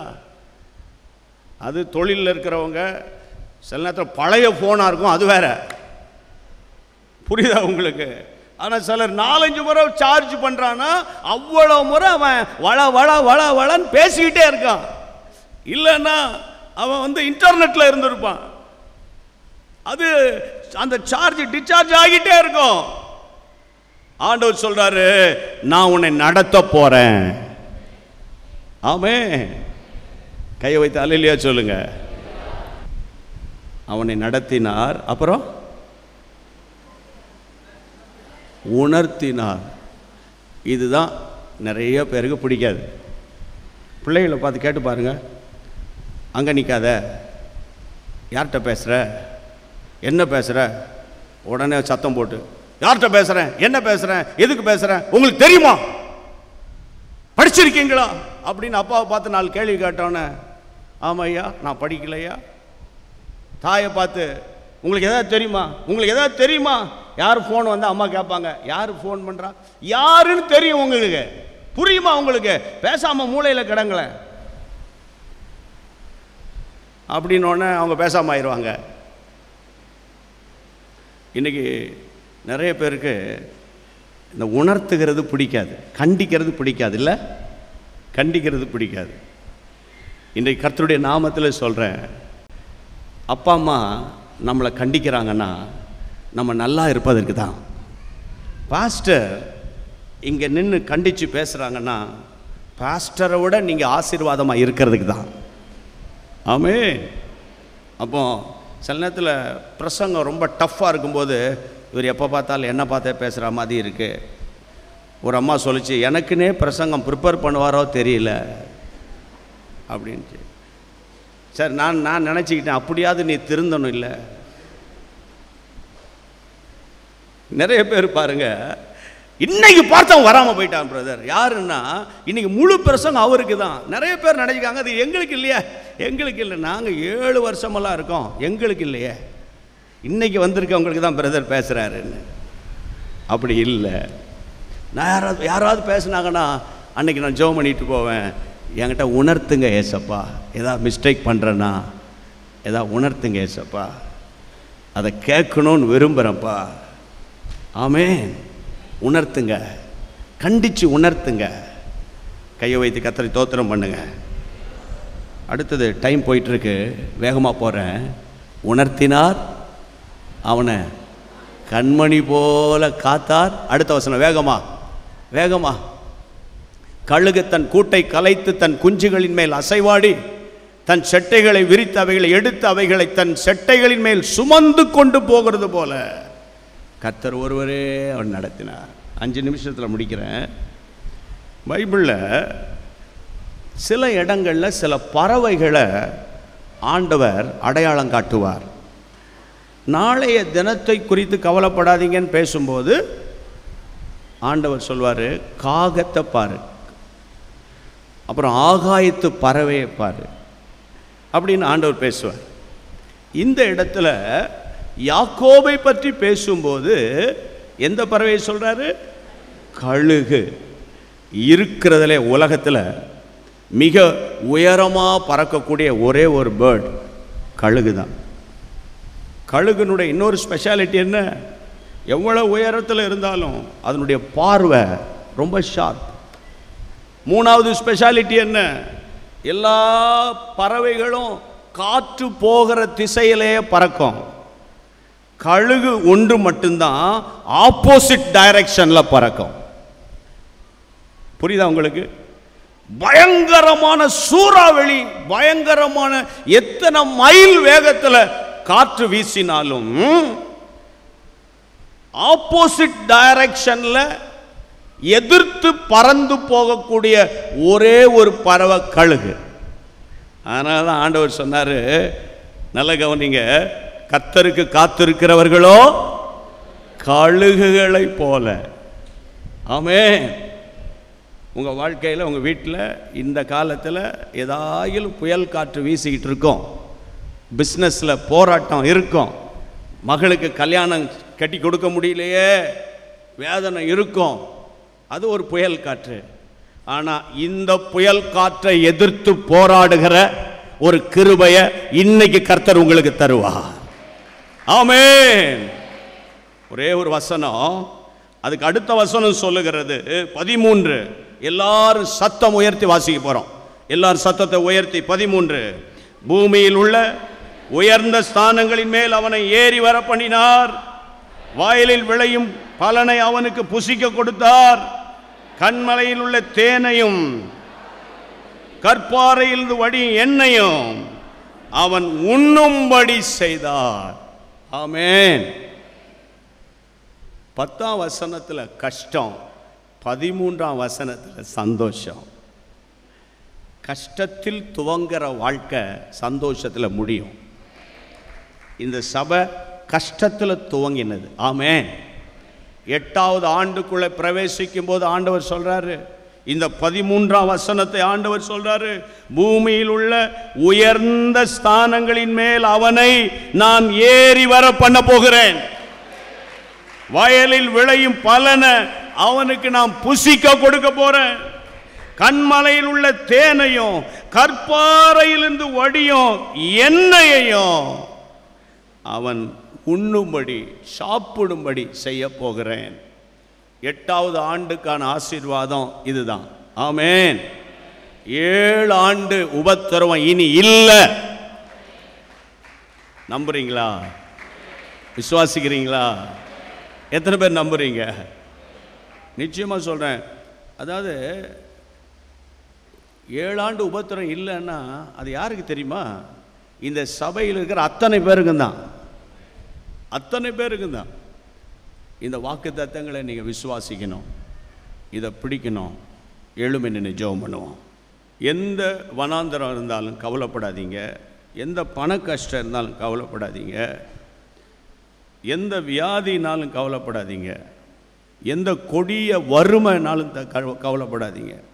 என்னை கல்யாணம் கட்டி கொடுக்க எங்கள் அப்பாட்ட பணம் இல்லை, நகை இல்லை, நிறைய ரொக்கம் கேட்குறாங்க, என்ன பண்ணுறதுனே தெரியல, என்ன பண்ணுன்னு தெரியல. கவலைப்படாதீங்க. உங்களுக்குன்னு ஒரு ஆசீர்வாதத்தை ஆண்டவர் வைக்கும்போது அதை தடை செய்ய ஒருவனுக்கு அதிகாரம் கிடையாது. எல்லாரும் வலது கரத்தை உயர்த்துங்க, எல்லாரும் வலது கரத்தை உயர்த்துங்க, கண்ணை மூடுங்க, எல்லாரும் கண்ணை மூடுங்க. இந்த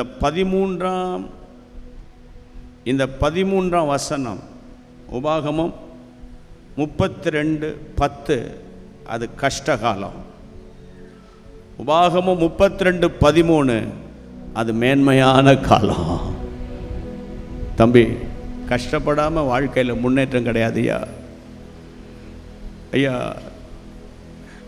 படிக்க வேண்டிய காலத்தில் கஷ்டப்பட்டு நீ படி, கர்த்தர் உனக்கு ஞானத்தை தந்து நல்ல உயர்வை தருவார். சில சகோதரிகள் இங்கே வந்திருக்கீங்க, ரொம்ப கஷ்டத்தின் நடுவில் நீங்கள் இந்த சபைக்கு வந்து போகிறீங்க, நிறைய போராட்டத்தின் நடுவில் வர்றீங்க. ஆண்டவர் உங்களுக்கு சொல்கிற வார்த்தை தெரியுமா?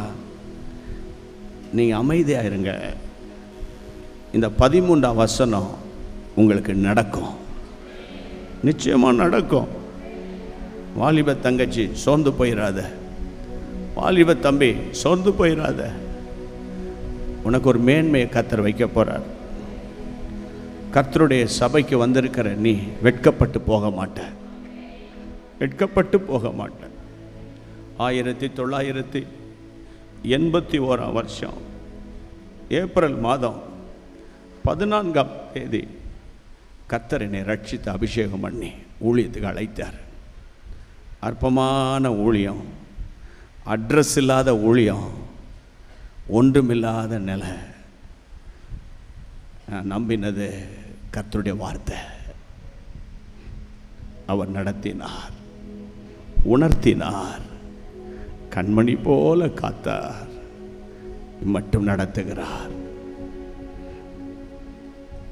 கர்த்தர் ஒருவரே அவனை நடத்தினார். கோலும் கையுமாக யோர்தானை கடந்து போனேன். திரும்பி வரும்போது இவ்விரண்டு பரிவாரங்கள் உடையவனாய் கர்த்தர் மாற்றினார். நிச்சயமாகவே இந்த ஆராதனை ஒரு தீர்க்க தரிசன ஒரு ஆராதனை. கர்த்தருடைய பிள்ளையே, உங்கள் துக்கம் சந்தோஷமா மாறும். எதை நினைத்தும் நீ கலங்காதே மகனே, யெகோவா தேவன் உன்னை நடத்தி செல்வார். யெகோவா தேவன் உன்னை நடத்தி செல்வார். எதை நினைத்தும் நீ கலங்காதே மகளே, யெகோவா தேவன் உன்னை நடத்தி செல்வார். யெகோவா தேவன் உன்னை நடத்தி செல்வார். எதை நினைத்தும் நீ கலங்காதே மகனே, யெகோவா தேவன் உன்னை நடத்தி செல்வார். யெகோவா தேவன் உன்னை நடத்தி செல்வார். இதுவரை உதவின எபினேசர் உண்டு, இனியும் நடத்தி செல்வார். இதுவரை உதவின எபினேசர் உண்டு, இனியும் உதவி செய்வார், இனியும் உதவி செய்வார், இனியும் நடத்தி செல்வார். கைகளை உயர்த்தி அசைத்து, எதை நினைத்தும் நீ கலங்காதே மகனே, யெகோவா தேவன் உன்னை நடத்தி செல்வார். யெகோவா தேவன் உன்னை.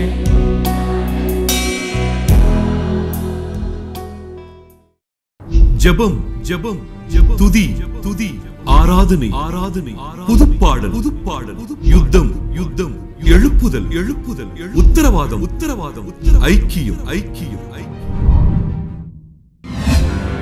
நம் சபை நிகழ்வுகள். கிருபையில் களிகூறுவோம். திங்கள் முதல் சனிக்கிழமை வரை காலை 5:30 மணி முதல் 6:30 மணி வரை. முழங்கால் யுத்தம் திங்கள் முதல் வெள்ளிக்கிழமை வரை காலை 10 மணி முதல் 12 மணி வரை. வாலிப பெண்கள் கூடுகை இரண்டாம் சனிக்கிழமை மாலை 5:30 மணி முதல் இரவு 7:30 மணி வரை. பெண்கள் ஐக்கியம் நான்காம் சனிக்கிழமை காலை 10 மணி முதல் மதியம் 1 மணி வரை. A cry for revival. எழுப்புதலில் எம் கண்ணீர் துளிகள். தினமும் மாலை 6:30 மணி முதல் இரவு 8:30 மணி வரை. நானும் என் வீட்டாரும் குடும்ப ஆசீர்வாத கூடுகை செவ்வாய்க்கிழமை தோறும் மாலை 7 மணி முதல் இரவு 8:30 மணி வரை. யாக்கோபின் யுத்தம் ஆண்கள் ஐக்கியம் புதன்கிழமை தோறும் இரவு 10 மணிக்கு. தீமோத்தேயு வாலிப ஐக்கியம் இரண்டாவது சனிக்கிழமை மாலை 5:30 மணி முதல் 7:30 மணி வரை. வேத பாடக்கூடுகை புதன்கிழமை தோறும் மாலை 7 மணிக்கு. பெருமீச்சு இரவு ஜெபம் இரண்டாம் வெள்ளிக்கிழமை இரவு 10 மணிக்கு. எக்காலம் 12 மணி நேர துதி ஆராதனை தினமும் காலை 7 மணி முதல் இரவு 7 மணி வரை.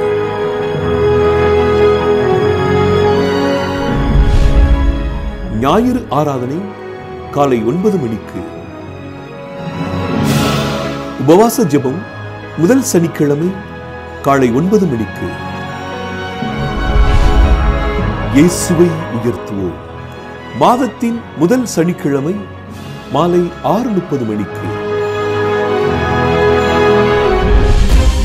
24 மணி நேர ஜெப உதவிக்கு அழைக்க வேண்டிய அலைபேசிகள் 9500373818. தொலைபேசி எண் 0461310232.